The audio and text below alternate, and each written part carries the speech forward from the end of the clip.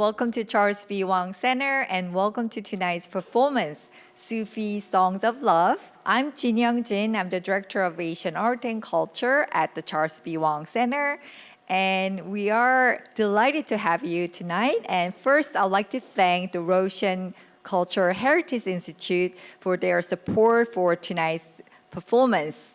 And we are so honored to have Amir Vahab back to the Charles B. Wang Center. He's the most celebrated composer and vocalist of Sufi song music, and which is quoted by New York Times. And tonight, Amir Vahab and his ensemble will weave together Persian instrument and song music, which are rooted in Persian poetry, and show us how music and dance can elaborate and elevate it and unify us. So soon you will be transported to the spiritual world where the diversity becomes a unity. Before we begin, I'd like to introduce Arthea Hicks. She's the Director of Development and Foundation Relations, and she's a key figure introduced us to Russian Cultural Heritage Institute. So she's gonna have a short welcome remark for us. Thank you, Ji-yoon. And thank you all of you for coming out tonight. As Sheep stated, I'm Althea Hicks. I'm Director of Foundation Relations in University Advancement here at Stony Brook. And on behalf of Stony Brook University and the Stony Brook Foundation, we're definitely grateful to the Russian Cultural Heritage Institute for their support on this event tonight, the Sufi Love Songs. And we appreciate their dedication and their commitment to preserving and promoting Persian cultural heritage. Their focus is supporting preservation, transmission, and instruction of Persian language and culture. We're proud to have the Charles B. Wang Center here as a vital hub for cultural exchange and education, and providing a fitting venue for showcasing Persian art and heritage. And so programs like this allow us to foster cross-cultural understanding and appreciation in promoting dialogue and connection among diverse communities. So we encourage each of you to continue supporting collaborations and partnerships, such as this one, in preserving and promoting Persian cultural heritage, along with highlighting the importance of collective efforts and safeguarding this shared heritage. Thank you all so much for your support and coming out tonight. Thank you. So there will be no intermission, but Amir Vahab will introduce each song, its cultural background and historical background, so you will understand and enjoy more. So have a great night. Thank you.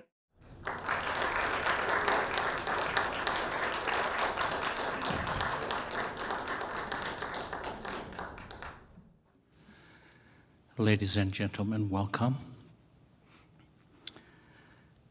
It is a pleasure to be back at the Wang Center.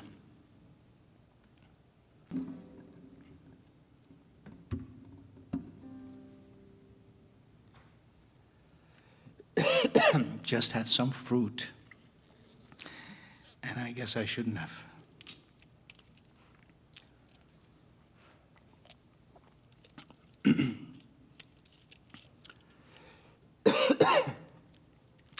The first time I came to this place was 1982. So a great majority of you were not born yet. So time flies, and we're back.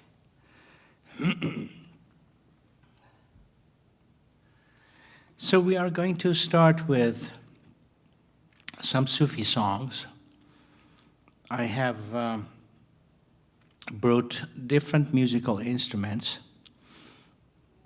We will say a few words about each instrument as we go along, so you have an idea. And we will also, since we sing in the original language of this poetry that was written, for instance, Rumi would be recited in Persian. We have the translation for you in English, so you have a feel of what it means.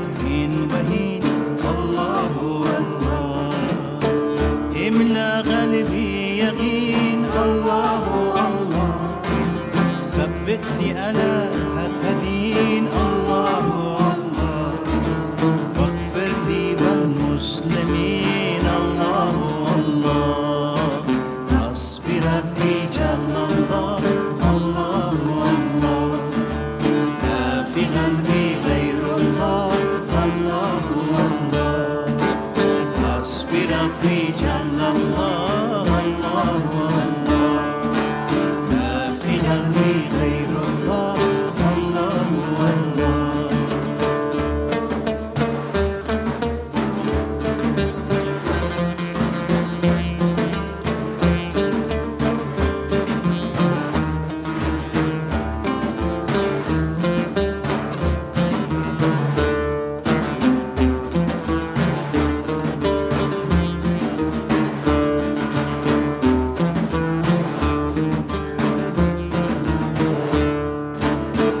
affeder günahı Allahu Allah alemin padişahı Allahu Allah yüreklerin penahı Allahu Allah işit Allah derdimi dualarımı rahmeyle bağışla günahlarımı hayır eyle hem akşam hem sabahlarımı Hasbi Rabbi Cellallah Allahu Allah Ma fi kalbi gayrullah Allahu Allah Hasbi Rabbi Cellallah Allahu Allah Ma fi kalbi gayrullah Allahu Allah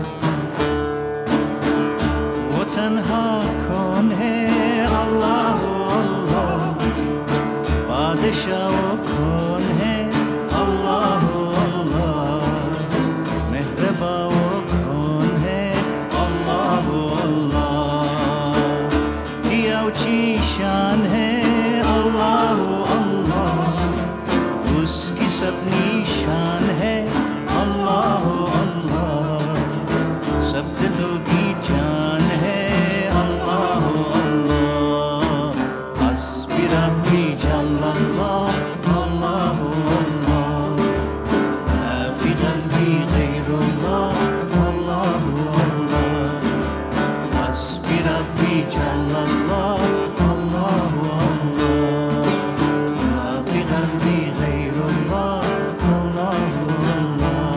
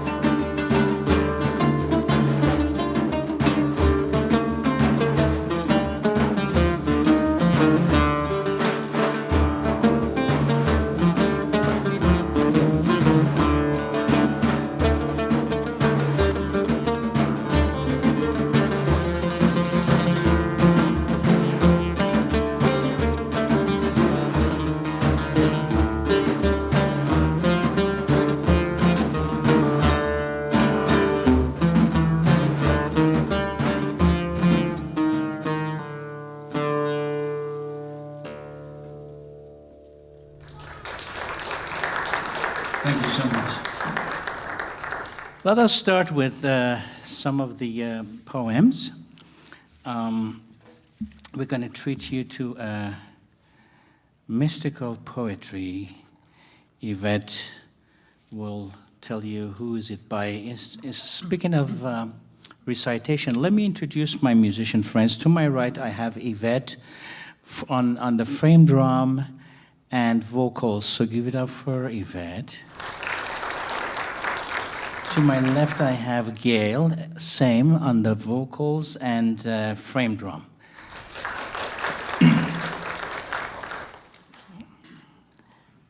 For the fire within us, there is no translator. For the secret in our hearts, there is no language. For our pain, there is no intimate sigh. For our sigh, no one to share the breath. No gem emerges from the sea. There is no sea at calm. Words give birth to no meaning. Words are void of affirmation. Language is a tunnel for thought. How can an ocean flow through a tunnel? Every atom of our soul is a universe. No mouth may contain the universe. Rumi.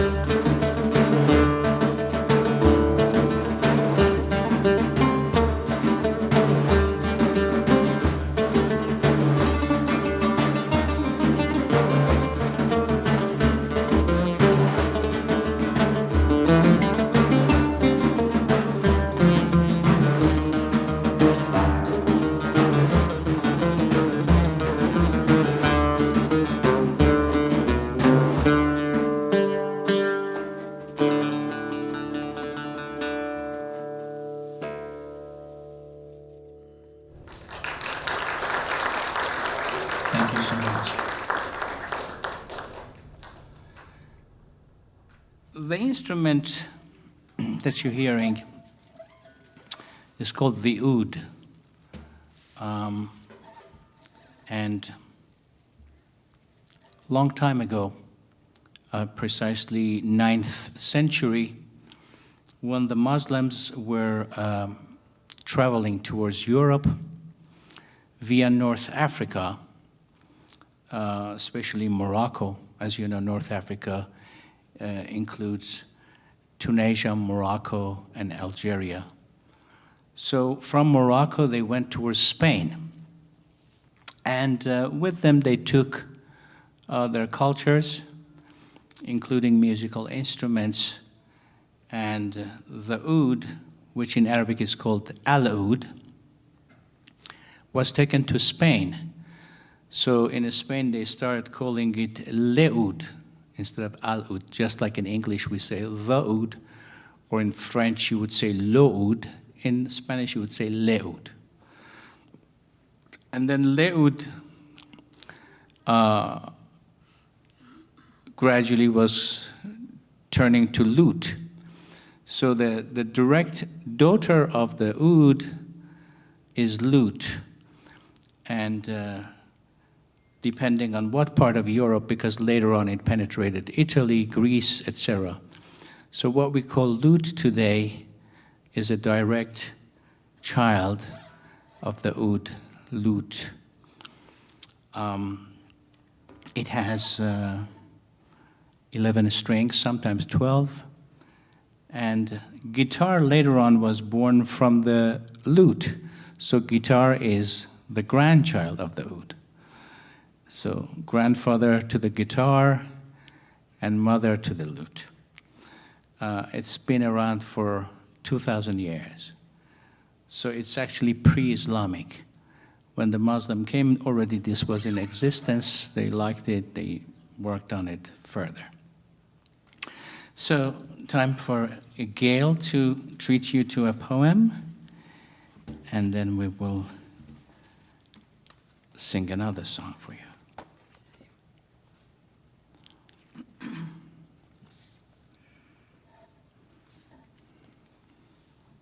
I have learned so much from God that I can no longer call myself a Christian, a Hindu, a Muslim, a Buddhist, a Jew. The truth has shared so much of itself with me that I can no longer call myself a man, a woman, an angel, or even pure soul. Love has befriended Hafiz so completely, it has turned to ash and freed me of every concept and image my mind has ever known. Hafiz. Thank you so much.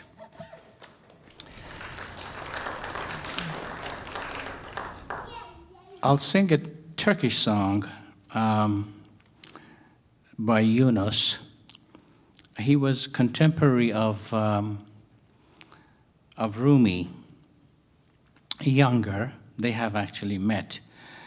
And I found his poetry beautiful. So I will treat you to a prayers / a song by Yunus.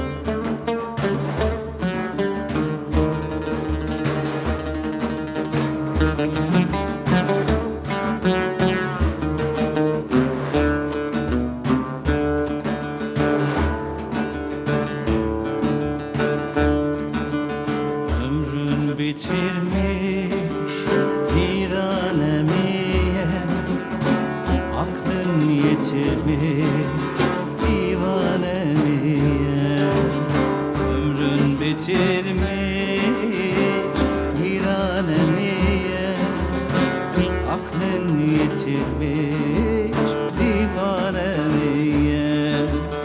Allahu Allah, Allahu Allah, Allahu Allah, Allahu Allah, Allahu Allah, Allahu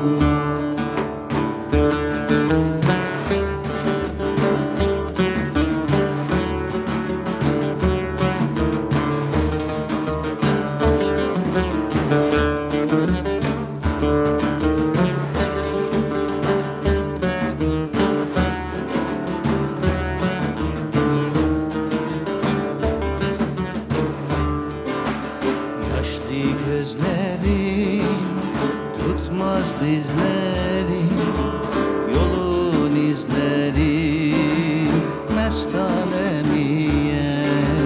Yaşlı gözlerim tutmaz dizlerim, yolun izlerim mestanemiye.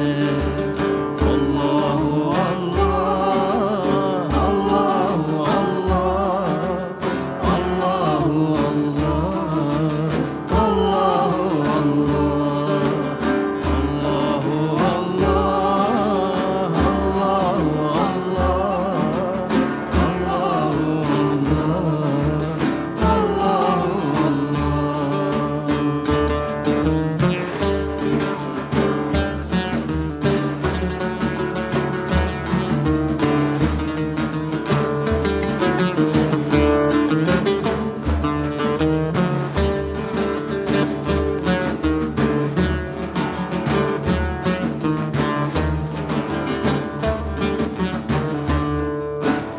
Aşka can feda olsa ne fayda, aşk oku yayda kemanemiye. Aşka can feda olsa ne fayda, aşk oku yayda kemanemiye. Allahu Allah, Allahu Allah, Allahu Allah, Allahu Allah, Allahu Allah, Allahu Allah, Allahu Allah.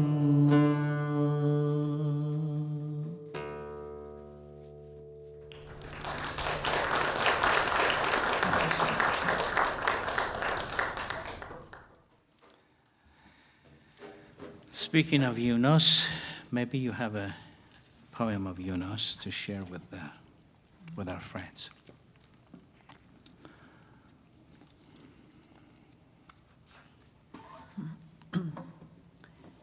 Burning, burning, I drift and tread. Love spattered my body with pain. I am not in my senses, nor mad. Come, see what love has done to me. Now and then, like the winds, I blow. Now and then, like the roads, I go. Now and then, like the floods, I flow. Come see what love has done to me. Hold my hand, lift me from this place, or take me into your embrace. You made me weep, make me rejoice. Come see what love has done to me. Lovelorn I tread, madly I scream. My loved one is my only dream. I wake and plunge into deep gloom. Come see what love has done to me. Thank you so much.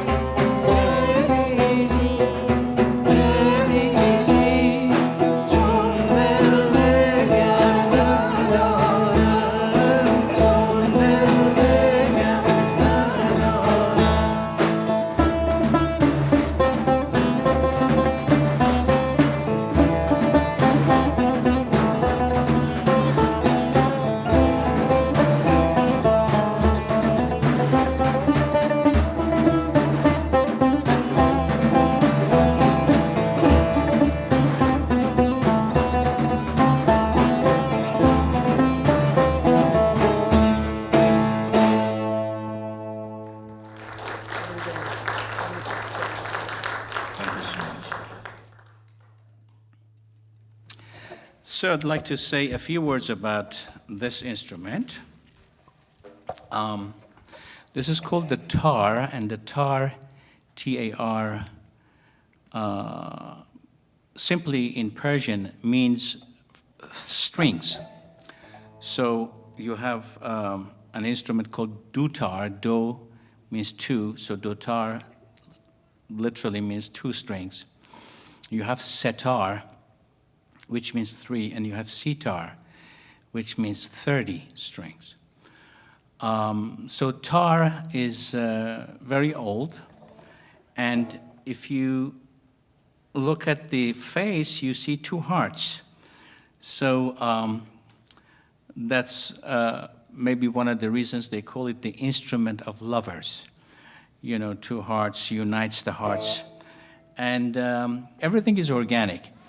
So no screws, no metal, no, nothing like that is used. Everything is, these are bones. The bridge is made out of horn. And this part here and this bridge down there, the knots, are made out of hooves. The body is from mulberry wood, and the neck is made solid from walnut wood. So it has a very beautiful body, very unusual because it has two sound chambers, one larger than the other. And as I say, is an ancient Persian instrument, became practically the Iranian national instrument. So I will play, whose turn is it for reciting a poem? I guess Gail.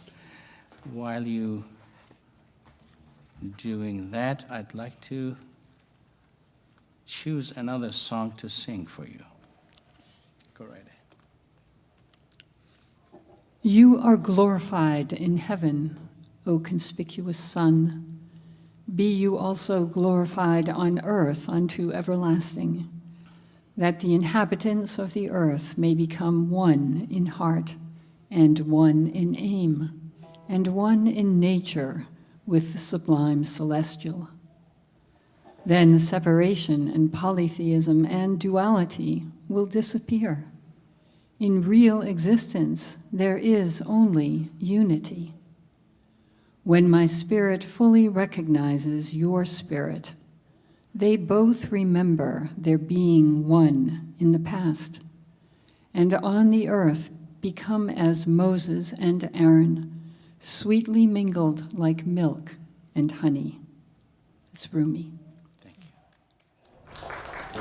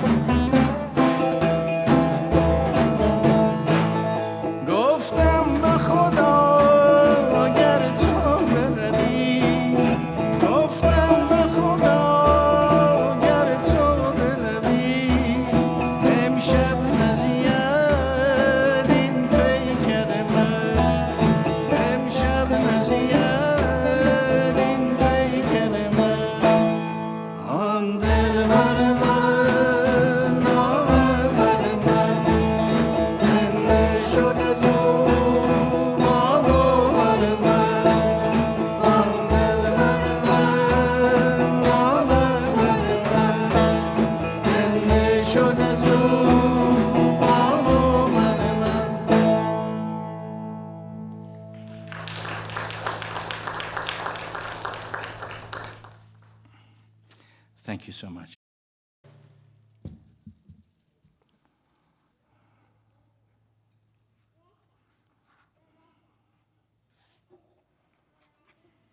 These are the 7 advices of Rumi. In generosity and helping others, be like a river. In compassion and grace, be like the sun. In concealing others' faults, be like the night. In anger and fury, be like one who is dead. In modesty and humility, be like the earth. In tolerance, be like a sea. Either exist as you are, or be as you seem. Thank you so much.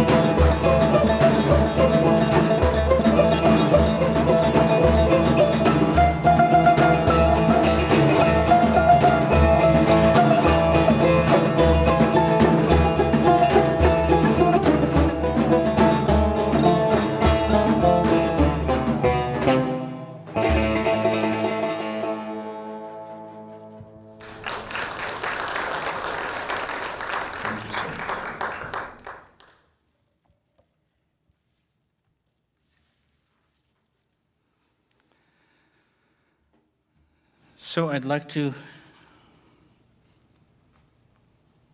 say a few words about the reed flute. And I believe you have a poem, so maybe you can have it ready. Reed flute is very different than any other instrument because it's not man-made, it's nature-made. No one ever designed this instrument.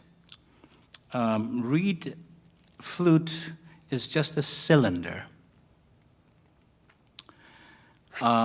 Especially the Persian reed flute, which is called ney, N-E-Y, it has no mouthpiece, and it's modeled after David's reed flute. I'm talking about King David. We're talking about several millennia before. However, he was not the inventor of this instrument. It is said that once upon a time, way back, millennia ago, the wind broke one of these reeds and in the reed bed, and someone was passing by and hears this moaning sound. And he wonders, that doesn't sound like anything he has ever heard before.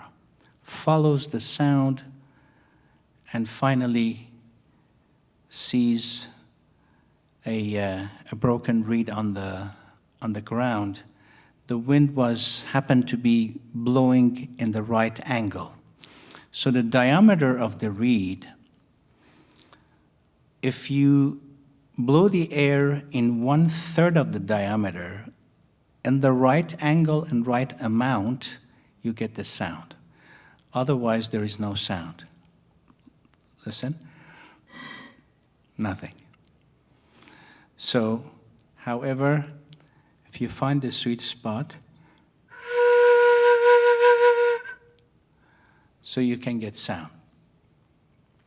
So he takes it and he brings it with him to home, and he tries and tries, and finally he gets inspired and he makes sound.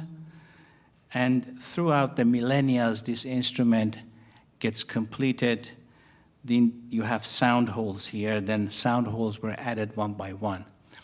But the truth of the matter is, it's totally virgin from the nature. So in the ancient cultures, they used to think that ney produces a very therapeutic sound, healing sound. So while, as you know, Sufis, we're doing Sufi music tonight, Sufis are only 1400 years old because Sufis, or Sufism, is the mystical dimension of Islam. Islam is only 1400 years old. So Sufis, when they came across this pre-existing instrument, immediately adopted it and jumped on it. So it's used very often because the sound is healing. Again, David was using this 3,000 years ago amongst other instrument that he used. It is said again that he would use music when he was having a conversation with neighboring kings to soften their hearts and condition their hearts. I think we should do the same thing today, use instruments when we're negotiating with countries to make peace. So let's see what Rumi wrote over 800 years ago about the ney. Listen to the reed that is complaining and narrating the story of separation. Ever since they have plucked me from the reed land, my laments have driven men and women to deep sorrow. I want someone with a heart pierced by abandonment so that I may tell him about the pain of my longing. He who falls aloof from his origin seeks an opportunity to find it again. I am mournful in all sorts of company, and am sought by the happy as well as by the unhappy. Everyone becomes friends with me according to his faculty of perception, and many do not seek my inner secret. My secret is not distant from my cries, but physical eyes and ears do not possess the light to see it. In fact, the body from the spirit and the spirit from the body are not concealed, yet not too many are allowed to see it. The sound of the neigh is fire, and it is not the ordinary wind. But he who does not have this fire, may he become non-existent. It is the fire of divine love that has entered the neigh. It is the yearning for love that has brought the wine into action. The neigh is friends with anyone who has been deserted, and its musical divisions have torn off veils too. Who has seen an antidote as well as a poison like the neigh? Who has seen a sympathizing and longing lover like the neigh? The neigh speaks about the bloody and dangerous path and tells stories of Majnun who sacrificed himself for his beloved Layli. None other but he who has abandoned his worldly senses can comprehend the secret of my heart or the story of the neigh, and it is the ear that is the customer of the tongue.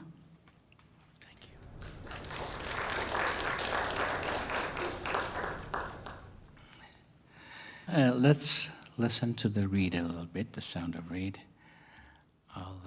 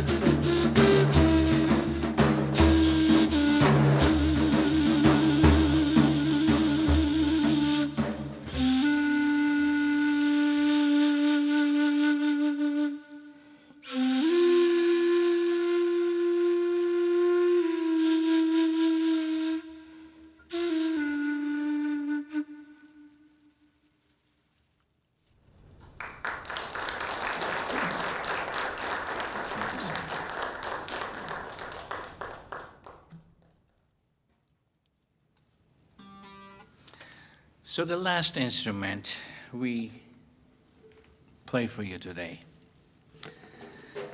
is called the tambour. It's an ancient instrument, older than all of the above, everything we have played today. It is said to be around 7,000 or 8,000 years. Some people believe it's much older than that, but we don't have a hard evidence to refer to. If you're ever going to Paris, do visit the Museum of Louvre in Paris, France, and they have some of the ancient carvings that shows this instrument that was in existence. And again, later on, it became the court instrument in the Sassanid era. And later on, again, the Sufis recognize a special vibration that comes from the sound and adopted it. But what's interesting is again, back to 9th century, when oud was taken to Europe, tambour was taken to Europe too, to Spain, again via Morocco to Spain. And if you pay attention to the flamenco guitar techniques, you will see it is said that it is totally derivative of this instrument, this tambour ancient instrument. So the 10 fingers of both hands are involved, and the strumming patterns and techniques later on were borrowed by flamenco guitar. I rolled my sleeves so you can see later on how the fingers move and the strummings are used. So last thing is the repertoire of tambour has nothing to do with the Persian or Middle Eastern repertoire, because it's by far several millennia older. So is the closest sound and repertoire to the ancient music. So fasten your seatbelts. I will take you back from the tunnel of time to several millennia ago.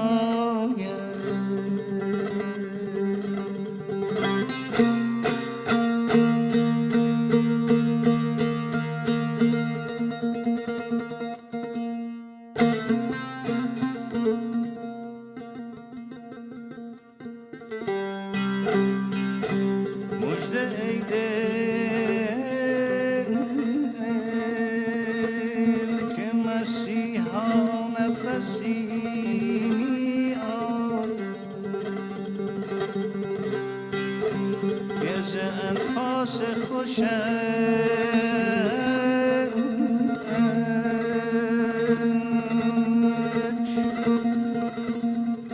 بوی کسی می آید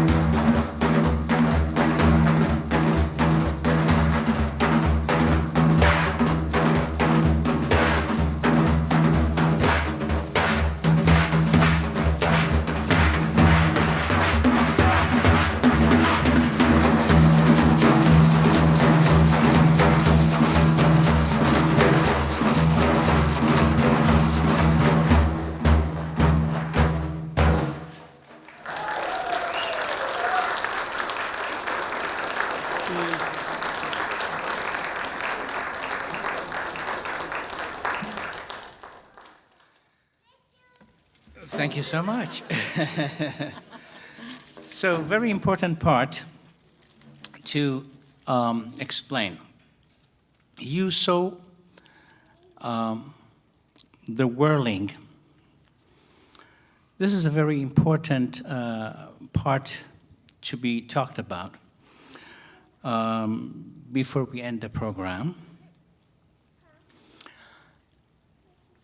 This is a painting of a whirling dervish. So this is a practice that takes about 10 years to do it right. At first it may sound and appear easy, but it's really very difficult to do. To do it the way Rumi taught. I think it was Shams who taught it to Rumi, and Rumi taught it to his son, and then the tradition continues for 18 years, 19 years. So the tall hat represents, does anyone know amongst the audience what it represents? No idea. So this is the tombstone, right? So, but why tombstone? Anyone? So, let me explain more, and then maybe you have an idea. What is the white dress from head to toe represents? Does anyone know? Yes, it's the shroud, right? So what is shroud? Shroud is what you wrap yourself with when we leave our container, this bodily, earthly container, and we connect to the spiritual, etherical realm. And then the whirling, you have your right hand towards the celestial, facing up your palm, to receive the divine attributes. And with the left hand facing down, to give the divine attributes to the earth and whatever that lives on earth. Mineral, vegetal, animal, human, etc. So you become the mediator of this, not only energy, but also the attributes. So this practice is you become totally selfless, and you are open to receive from the channels above, as I said, both the energy and the divine attributes, with the right hand, and it goes through your body, and you give this to earth. And by spinning towards your heart, in other words, counterclock, right? So you spread this energy and these attributes to all the beings around you. So this is why it's important to keep it authentic. Oftentimes I am asked to have a true whirlers, and I always say, you know, it's very hard to find someone who truly is expert and is doing it the way it should be done, as it was designed, as I said, 820 years ago, by Rumi's mentor, Shams of Tabriz. So we are very lucky today to have an authentic whirling experience today, and I just wanted to go over this so you have an idea, because like I say, for everything there are all kinds of things, such as Rumi's or Sufi poetry, that are translated Many translations are out there, but they're not really. If you know the authentic, if you know the mother tongue of Rumi, you compare and you see that they are not accurate. So do your homework before you buy translations. Very important. Many of them, they sound beautiful, but they are far from accurate. So that's another homework for you to do. So we are coming to our the end of our program. I'd like to first and foremost thank our sound engineers, both Adam and Tim. So help me thank these two engineers.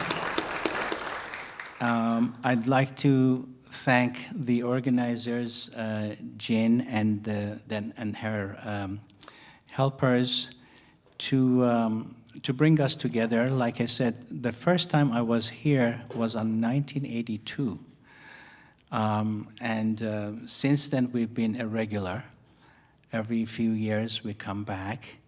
So it takes a lot of arrangement, and all that is not easy. Each of us, we come from a different part of US. To bring us all together takes a lot of management from the Wang Center. So give it up for Wang Center to bring us together. And one more time, I'd like to introduce my musician friends. To my left, we have Gail on vocals and frame drum. Give it up for Gail.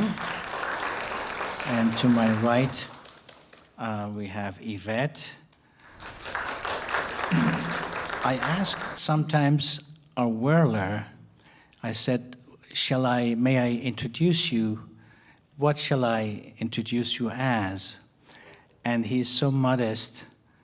By the way, he's responsible for bringing those beautiful roses. So he says, just say a handful of dust. You see, this is the zenith of modesty.